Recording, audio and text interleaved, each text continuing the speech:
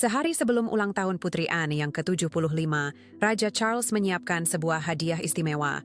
Sebuah bros antik berkilauan, peninggalan mendiang Ratu Elizabeth. Namun, benda berharga itu tiba-tiba lenyap tanpa jejak.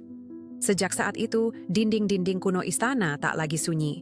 Mereka seakan bergemuruh, dipenuhi bisikan curiga, tatapan tajam, dan retakan yang kian melebar di dalam hati keluarga kerajaan. 3 perempuan pun melangkah ke pusaran badai penuh intrik ini. Anne, tegas dan teguh. Camilla, kuat namun menyembunyikan perhitungan liciknya. Dan Kate, tenang, tetapi tak kalah berpendirian. Masing-masing membawa keyakinan, ketakutan, serta rahasia mereka sendiri, bergerak layaknya bidak catur di atas papan kekuasaan. Namun di balik hilangnya bros itu, tersembunyi sebuah rencana yang jauh lebih dalam. Sebuah permainan berbahaya yang mempertaruhkan nama baik, kebenaran, dan ikatan keluarga. Sebagai nahkoda kapal kerajaan, Raja Charles berhadapan dengan pilihan yang mencekam sebelum tali yang menyatukan keluarganya benar-benar hancur. Mari kita telusuri rahasia di balik dinding istana dan lihat siapa yang akhirnya muncul sebagai pemenang dalam permainan berbahaya ini. Mentari musim gugur yang lembut menembus sela pepohonan tua di halaman istana Buckingham. Bendera merah marun berkibar gagah di bawah langit biru yang jernih. Di kejauhan, dentang lonceng Big Ben berpadu dengan langkah pasti para pengawal upacara berseragam megah yang menjaga gerbang utama. Hari itu istana dipenuhi semarak persiapan, sebab inilah hari ulang tahun ke-75 Putri Anne, sosok yang dikenal karena ketangguhan dan kesetiaannya yang tak tergoyahkan pada mahkota. Malamnya akan digelar pesta besar, dihadiri para bangsawan dan tokoh dunia untuk memberi penghormatan. Namun di balik gemerlap persiapan, rencana kelam perlahan disusun. Di sebuah ruangan megah di sayap timur istana, Raja Charles berdiri hening di balik jendela. Kedua tangannya bertaut di belakang punggung, sementara tatapannya menyapu taman yang tertata rapi, indah bak lukisan hidup. Pikirannya dipenuhi oleh sebuah keputusan penting, keputusan yang penuh makna. Di atas meja kayu hitam mengilap, terletak sebuah kotak beludru merah berisi hadiah untuk putrinya. Sebuah bros berlian antik, warisan yang pernah dikenakan Ratu Elizabeth pertama. Permata berkilauan dari abad ke-16 itu bukan sekadar perhiasan, melainkan simbol yang syarat akan sejarah dan makna. Bros itu bukan sekadar perhiasan, ia adalah lambang kekuasaan, sejarah, dan garis keturunan kerajaan yang abadi. Charles menyimpan hadiah itu sebagai rahasia. Namun, seperti semua rahasia di dalam istana, tak ada yang benar-benar bisa tersembunyi lama. Ada kegelisahan samar di dadanya, seolah ia sedang berjudi dengan takdir. Bisikan tentang bros itu menyebar cepat, bagaikan api yang melahap hutan kering di koridor istana yang dingin berlapis marmer. Desas-desus beredar di antara para bangsawan. Bros peninggalan Elizabeth. Bisik seorang duces muda kepada sahabatnya saat menikmati teh sore. Nada suaranya syarat iri dan penasaran.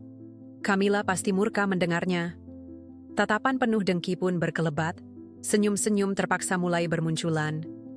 Ratu. Camilla, meski tampak anggun dan tenang di luar, tak mampu menyembunyikan bara kebencian dalam dirinya.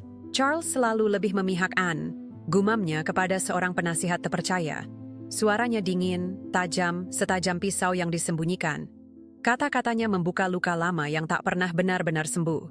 Di lubuk hatinya tumbuh sebuah pikiran gelap. Bagaimana cara mengubah hadiah itu menjadi senjata, melawan orang-orang terdekatnya sendiri? Pagi hari ulang tahun itu, suasana istana kian berat, bagaikan awan badai yang menumpuk di langit.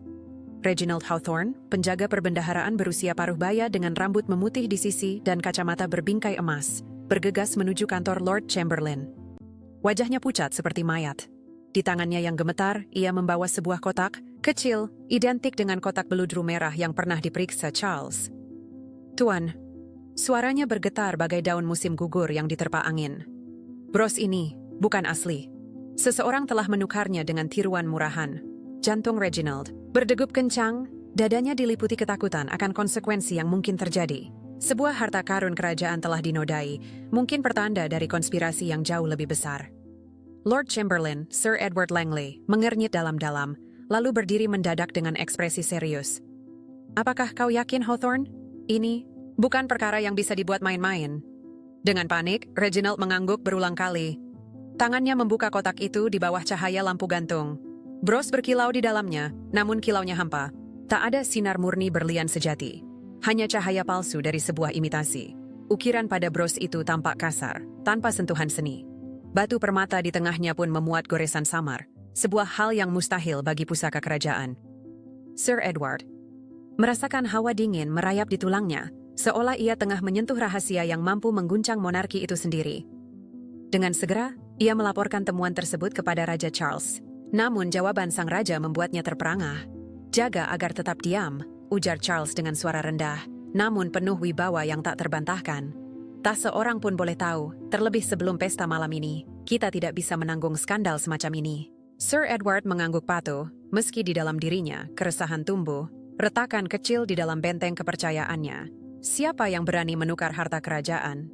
Dan mengapa sang raja justru memilih menyembunyikan kenyataan ini, seolah tengah melindungi sesuatu yang jauh lebih besar? Malam pun tiba. Aula megah istana disulap menjadi panggung perayaan. Meja panjang berlapis sutra putih dihiasi mawar emas dan putih. Para tamu dalam busana mewah mengangkat gelas, memberi penghormatan kepada Putri Anne yang berdiri di tengah ruangan. Senyumnya penuh wibawa, diam namun teguh, bagai patung hidup yang melambangkan kekuatan kerajaan. Namun di sudut ruangan, di atas meja hadiah, kotak beludru merah itu tetap terdiam, tak tersentuh, hampir luput dari perhatian. Bagi kebanyakan orang, itu sekadar benda. Namun bagi Anne, ada sesuatu yang janggal. Tatapannya tajam, menyapu kerumunan bak bilah pedang. Ia mampu merasakan arus pengkhianatan yang mengalir samar. Kekecewaan menyelinap ke dalam hatinya, disertai kewaspadaan yang kian menebal. Seseorang jelas sedang memainkan permainan berbahaya. Tak jauh darinya, Camilla duduk anggun, menyesap sampahnya dengan senyum tipis penuh kemenangan. Seperti pemangsa yang sabar menanti mangsanya lengah. Ia menikmati kekacauan sunyi yang merayap di balik gemerlap pesta, meski dirinya pun belum benar-benar tahu siapa dalang sebenarnya. Balai istana tampak bercahaya, penuh pesta pora. Namun di bawah permukaan, mengalir arus kecurigaan. Bagaikan retakan di atas es tipis, siap pecah kapan saja. Selepas pesta, di sebuah koridor remang, Camilla berbisik kepada seorang penasihat setianya. "Jelas ada seseorang yang tak menginginkan Anne menerima hadiah itu, dan aku tahu siapa orangnya." Tatapannya melirik tajam ke arah Kate, yang saat itu tengah bercakap dengan seorang duta besar asing. Suaranya rendah, namun syarat dengan intensitas, yang mematikan, menabur benih keraguan di telinga mereka yang mendengarnya. Di dalam dirinya, bangkit sebuah kepuasan senyap. Seakan inilah saat yang ditunggu-tunggunya, kesempatan untuk menegaskan dominasinya. Di dalam istana, tak ada rahasia yang abadi, dan tak ada kepercayaan yang benar-benar mutlak. Hilangnya Bros hanyalah awal dari intrik yang jauh lebih besar, sebuah ujian di mana kekuasaan dan kesetiaan akan dipaksa hingga ke batasnya. Cahaya temaram dari lampu kristal menggantung redup, menyinari sebuah ruang pertemuan tersembunyi di jantung istana Buckingham. Dinding kayu tua yang gelap dipenuhi ukiran potret para raja dan ratu terdahulu. Saksi bisu dari intrik tak terhitung yang pernah terjadi di dalam tembok ini. Udara di ruangan itu berat, seperti langit yang menahan badai. Raja Charles duduk di ujung meja panjang, memanggil orang-orang kunci. Putri Anne, Ratu Camilla, dan Sang Duchess of Cambridge, Kate, bersama segelintir penasihat terpilih.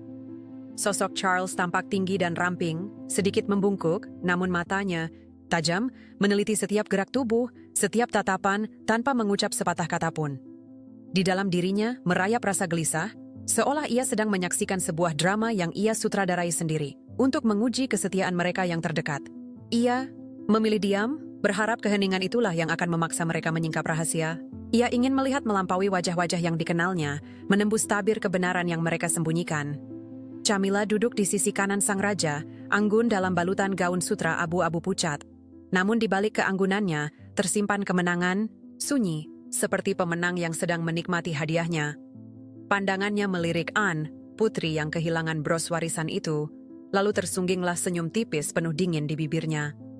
Akhirnya, Anne bukan lagi yang paling istimewa, bisik hatinya, dibakar oleh kepuasan melihat lawannya merasakan pahitnya kekecewaan. Anne yang duduk berhadapan dengan Camilla, justru tampak tenang luar biasa.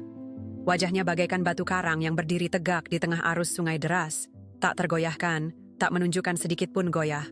Lalu ia angkat bicara. Suaranya jernih, lantang, dan bergetar dengan tekad seorang pejuang. "Aku tidak peduli dengan bros itu hanya sebuah benda, bukan ukuran nilai diriku. Tetapi persoalan ini tidak bisa diabaikan. Kita membutuhkan penyelidikan terbuka dan transparan untuk seluruh keluarga kerajaan, tanpa pengecualian, terutama bagi mereka yang jelas memiliki motif." Tatapannya menancap lurus ke arah Camilla, setajam anak panah yang melesat mengenai sasaran. Ketegangan ruangan pun melonjak. Anne merasakan amarah yang membara, bukan karena hadiah yang hilang, melainkan karena pengkhianatan yang mungkin bersarang di keluarganya sendiri. Ia tahu kata-katanya akan menyalakan api konflik. Namun itulah caranya menjaga kehormatan dan mencari kebenaran. Mendengar ucapan Anne, wajah Camilla memerah oleh amarah. Tangannya mengepal di bawah meja, seolah sedang meremukkan sesuatu yang tak terlihat. Berani sekali ia menuduhku, pikirnya, kemarahan membara bagai lava mendidih. Namun ketika bersuara, ia berusaha tetap tenang, meski getar tipis terdengar di nadanya. Dan apa maksudmu?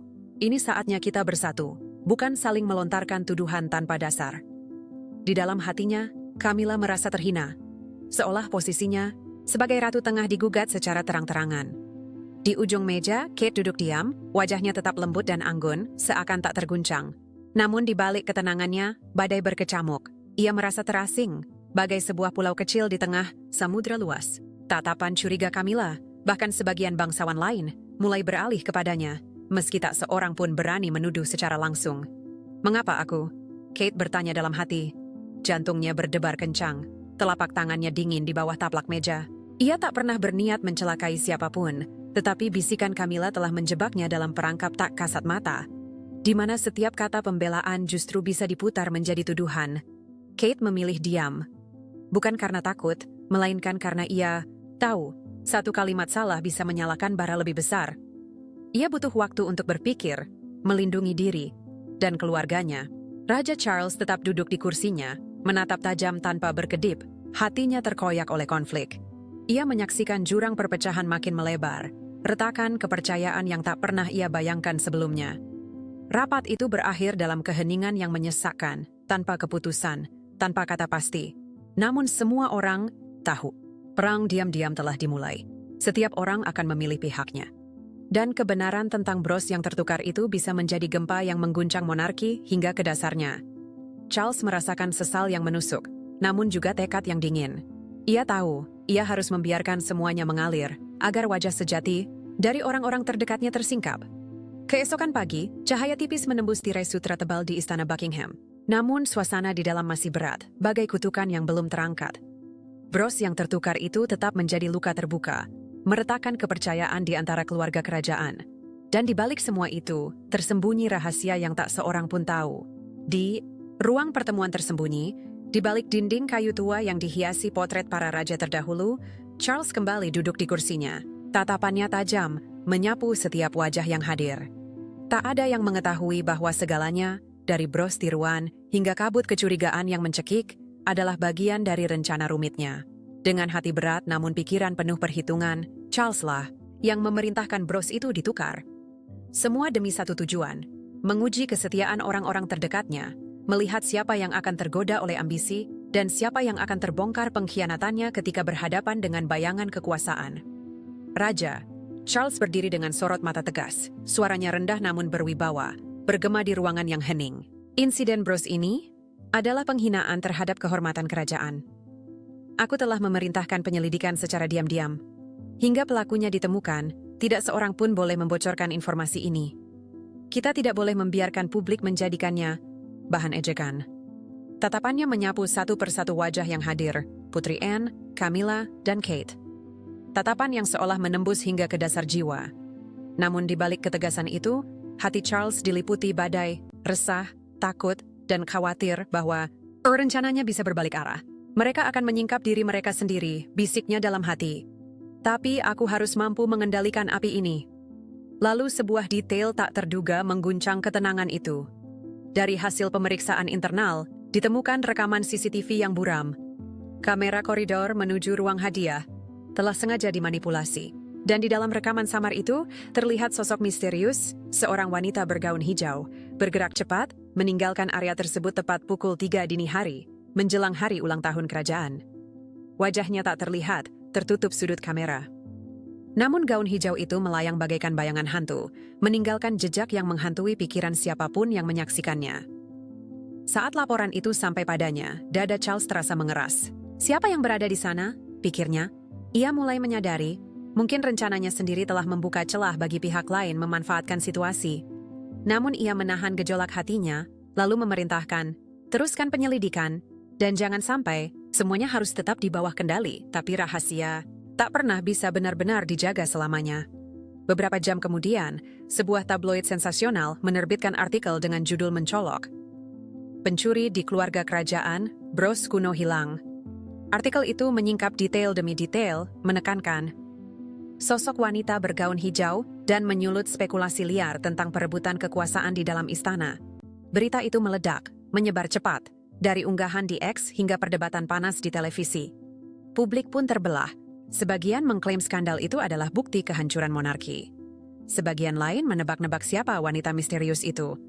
Apakah itu Duchess of Cambridge? Dia sering mengenakan gaun hijau, tulis seorang pengguna dengan tanda pagar ICT Royal Scandal. Komentar lain lebih kejam. Ini pasti ulah Camilla, dia tak pernah ingin Anne bersinar. Gelombang tekanan media pun menggulung bagaikan tsunami, siap menenggelamkan citra rapuh keluarga kerajaan, citra yang telah lama diguncang badai demi badai. Di ruang pribadinya di Buckingham Palace, Putri Anne duduk membisu, secangkir Earl Grey, menggigil dalam genggamannya. Mata tajamnya menyapu tajuk utama tabloid yang menyorot skandal terbaru. Di balik wajah tenangnya, bara kemarahan menyala. Bukan semata karena Bros yang hilang, tetapi karena penghinaan yang kini menodai mahkota kerajaan. Seseorang sengaja membocorkan ini, bisiknya dingin kepada seorang sahabat dekat. Suaranya lirih, namun setajam bilah pedang. Mereka ingin kita saling mencabik, menghancurkan satu sama lain. Namun Anne bukanlah perempuan yang mudah dijatuhkan. Tekad baja bergetar dalam nadinya. Ia bersumpah, siapapun dalang di balik kekacauan ini, entah darah keluarga sendiri atau tidak akan pernah berhasil. Sementara itu, di Clarence House, Ratu Camilla duduk sendirian di balik meja kayu mahoni. Artikel yang sama terbentang di hadapannya. Bibirnya tersungging samar, seolah puas. Namun di balik senyum itu, badai berkecamuk. Ia tahu betul, kali ini bukan dirinya yang menyebar kabar. Tetapi, oh betapa menguntungkannya. Pandangan publik kini terarah pada Kate. Ia akan segera mengerti. Istana bukanlah taman bermain untuk mimpi-mimpi naif, gumamnya. Jari-jari menekan pena emas hingga bergetar. Ada rasa menang, tapi juga cemas. Sebab Camilla sadar, jika kebenaran tentang Bros itu kelak terbongkar, dialah yang mungkin akan menjadi korban berikutnya. Ia berjalan di atas seutas tali rapuh, dan setiap langkah bisa berujung kehancuran. Di Kensington Palace, Kate duduk diam di kursi berlapis beludru. Tubuhnya terasa berat, jiwanya terpenjara. Dari balik jendela, sinar matahari yang meredup mencerminkan arfanya yang kian pudar. Jagat maya mendidih, tajuk-tajuk media menyalak, menuding, menusuk tanpa belas kasih. Mengapa mereka mengira aku pelakunya? Bisik hatinya, dada sesak seolah dicekik. Ia tahu dirinya tak bersalah. Namun diamnya di ruang-ruang pertemuan kini dianggap sebagai tanda bersalah. Ia merasa sendirian, terkepung fitnah. Namun di balik air mata yang tertahan, percikan tekad lahir. Kate bersumpah, ia tidak akan membiarkan dirinya hanya menjadi pion dalam permainan kuasa ini. Dan di atas semua itu, suasana Buckingham Palace sendiri menjadi saksi. Dinding-dinding marmer, lorong-lorong panjang, seakan menyerap desis ketidakpercayaan. Skandal Bros berlian yang tertukar, dibumbui kisah perempuan berbaju hijau misterius, menjadikan keluarga kerajaan bahan bisikan, sindiran, dan cemoohan di seluruh negeri. Hingga malam itu, gala megah digelar di Balairung Agung Istana. Kristal lampu gantung berkilau laksana bintang, gaun-gaun indah berputar di bawahnya, gelas sampanye beradu dalam tawa pura-pura. Namun suasana tetap berat, bagaikan kabut yang tak kunjung sirna. Para tamu bersorak, tetapi mata mereka, mata-mata itu tak pernah lepas dari para bangsawan. Setiap langkah, setiap senyum, setiap kedipan mata, dipelototi, ditafsirkan, diputarbalikkan. Malam itu, pesta tidak lagi tentang selebrasi. Ia telah berubah menjadi arena gladiator sunyi, di mana setiap anggota keluarga kerajaan berdiri sendirian, menunggu siapa yang akan pertama kali tersungkur di bawah cahaya lampu kristal. Di sudut aula megah itu, Ratu Camilla berdiri anggun dalam gaun sutra berwarna mutiara, dikelilingi penasihat-penasihat setianya. Senyumnya, tajam, dingin, menusuk layaknya sebilah pisau. Dengan langkah terukur, ia mendekati Kate, sang Duchess of Cambridge, yang tengah bercakap dengan seorang duta besar asing. Suara Camilla terdengar manis, namun syarat dengan sindiran, cukup keras, agar telinga tamu di sekitar menangkapnya. Kate, kau memang selalu lihai mengoleksi simbol-simbol kekuasaan, bukan? Bros seindah milik Ratu Elizabeth tentu saja cocok melengkapi koleksimu. Kata-kata itu melesat seperti anak panah beracun, menghantam kehormatan Kate di hadapan khalayak. Beberapa tamu langsung menghentikan percakapan mereka, mata penasaran menoleh, menanti drama berikutnya. Di dalam hatinya, Camilla merasakan sensasi kemenangan, seakan baru saja menjalankan langkah catur paling licik. Namun jauh di kedalaman jiwa, segaris rasa was-was berdesir. Akankah reaksi Kate justru membalikkan permainannya? Kate, anggun dalam balutan gaun biru tua, berdiri tegar meski jantungnya berdegup kencang hingga terasa ingin meledak. Kata-kata Camilla memang menyayat, tapi ia memilih diam. Bibirnya terkatup rapat, tatapannya dingin namun terkontrol, menantang balik pandangan sang ratu. Dalam benaknya, ia sadar betul. Mereka ingin aku kehilangan kendali. Mereka ingin aku terpancing, tapi aku tidak akan memberi mereka kemenangan itu. Tangan Kate menggenggam gelas sampahnya dengan erat. Diamnya bukan tanda kelemahan, melainkan strategi. Seperti seorang pemain catur sabar menunggu giliran, ia menahan langkah hingga tiba saat yang tepat untuk melawan. Dalam dadanya, tekad menyala. Ia akan melindungi kehormatan dan keluarganya, walau harus menghadapi seluruh istana sekalipun. Sementara itu, di ruang tersembunyi dalam istana, Putri Anne memanggil lingkaran tim setianya. Suaranya tegas, berwibawa, tak memberi ruang untuk bantahan. Istana sudah terlalu lama membiarkan ini berlarut. Cerita palsu merusak martabat monarki. Aku menuntut transparansi. Semua harus dimintai pertanggungjawaban. Tanpa pengecualian. Seruan Anne menggema bagai jenderang perang. Ia mendorong penyelidikan terbuka, sebuah langkah yang jelas akan menempatkan Raja Charles dalam posisi sulit. Perpecahan di dalam istana pun semakin nyata. Para penasihat terbelah menjadi dua kubu, laksana pasukan di medan laga. Satu pihak berdiri, di belakang Camilla, meyakini kecerdikannya cukup untuk menangkis badai media. Ratu tahu cara menghadapi pers, bisik seorang penasihat dengan sorot mata penuh kesetiaan. Namun pihak lain mengangkat panji Anne, memuji integritas serta tekad baja sang putri. Putri Anne tidak akan membiarkan monarki jadi bahan tertawaan, ujar seorang pendukung dengan suara sekokoh batu. Kedua kubu itu bergerak dalam diam, saling mengumpulkan informasi. Bukan sekadar untuk bertahan, melainkan untuk menjatuhkan lawan. Istana kini bukan lagi sekadar tempat megah berlapis marmer, melainkan papan catur raksasa. Setiap langkah penuh risiko, dan satu kesalahan bisa berarti kehancuran. Di ruang pribadinya, Raja Charles duduk seorang diri. Segelas whisky di tangannya bergetar halus, sementara matanya terpaku pada laporan tentang kebocoran yang mengguncang istana. Siapa yang berani melakukan ini? Bisiknya lirih, seolah seorang pemain catur yang baru saja disingkirkan oleh lawan tak kasat mata. Rencana yang ia susun begitu rapi, kini terasa terlepas dari genggamannya. Bros tiruan yang ia gunakan hanyalah sebuah ujian, sebuah alat untuk menakar kesetiaan. Namun alih-alih menemukan jawaban, ia justru memicu badai.